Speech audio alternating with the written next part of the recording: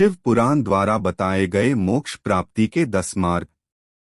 इस संसार में रहने वाले प्रत्येक मनुष्य की बस यही कामना होती है कि जीते जी कुछ संसार के समस्त प्रकार के सुख मिले और मरने के बाद उसे मोक्ष की प्राप्ति हो।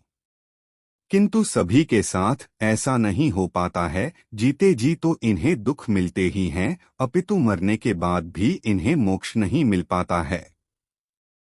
इसलिए शिव पुराण में भोग और मोक्ष दोनों प्राप्ति के मार्ग बताए हैं, जिनका पालन करके कोई भी मनुष्य एक साथ भोग तथा मोक्ष दोनों फलों की प्राप्ति कर सकता है।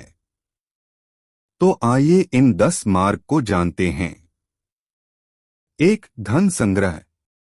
धन हमेशा सही रास्ते पर चलकर कमाना चाहिए और उसका संग्रह करना चाहिए। अपने धन को 3 भागों में बांटना चाहिए, जिसमें पहला भाग धन वृद्धि में, दूसरा भाग धार्मिक और परोपकारिक कार्यों में और तीसरा भाग अपने जीवन यापन में खर्च करना चाहिए। 2. क्रोध का त्याग। क्रोध व्यक्ति का सबसे बड़ा दुश्मन है। अपने क्रोध और आवेश में अक्सर हम वो बातें बोल जाते हैं जिसका बाद में हमें पछतावा ही होता है। इसलिए क्रोध कभी नहीं करना चाहिए और न ही क्रोध उत्पन्न करने वाले वचन बोलने चाहिए।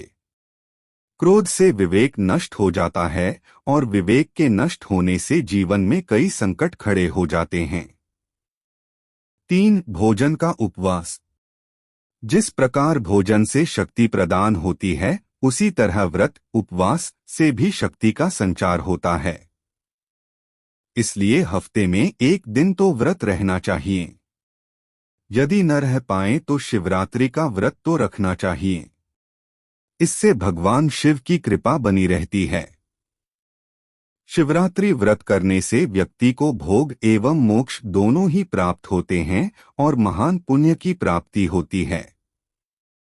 पुण्य कर्मों से भाग्य उदय होता है और व्यक्ति सुख पाता है। 4. संध्या काल का समय। सूर्यास्त का समय यानी शाम का समय भगवान शिव का समय होता है। इस समय शिव अपने तीसरे नेत्र से त्रिलोक्य तीनों लोक को देख रहे होते हैं और वे अपने नंदी गणों के साथ भ्रमण कर रहे होते हैं।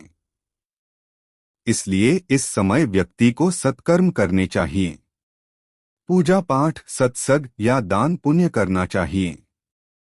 संध्या काल में यदि कोई व्यक्ति कटु वचन कहता है, कलह क्रोध करता है, सहवास करता है, भोजन करता है, यात्रा करता है या कोई पाप कर्म करता है तो उसका घोर अहित होता है। 5. सत्य बोलना। सत्य हमेशा विजयी होता है। सत्य बोलने वाले का चित्त शांत रहता है, जबकि असत्य बोलने वाले का चित्त विचलित है। असत्य बोलना या असत्य का साथ देना सबसे बड़ा अधर्म है। इसलिए सदैव सत्य बोलिए, क्योंकि सत्य बोलना मनुष्य के लिए सबसे बड़ा धर्म है। 6. निष्काम कर्म। किसी भी परिणाम की इच्छा किया जाने वाला कार्य निष्काम कर्म कहा जाता है। प्रत्येक व्यक्ति को अपने कर्म करने पर ध्यान देना चाहिए, न कि उसकी होने वाले परिणाम पर। यदि हम कार्य करने से पहले ही परिणाम के बारे में चिंता करने लगेंगे तो कार्य कभी ही भली प्रकार से नहीं हो पाएगा। 7. अनावश्यक इच्छाओं का त्याग। हमें अनावश्यक वस्तुओं का त्याग करना चाहिए, क्योंकि हमारी अनावश्यक इच्छाएं ही हमारे दुखों को सबसे बड़ा कारण है।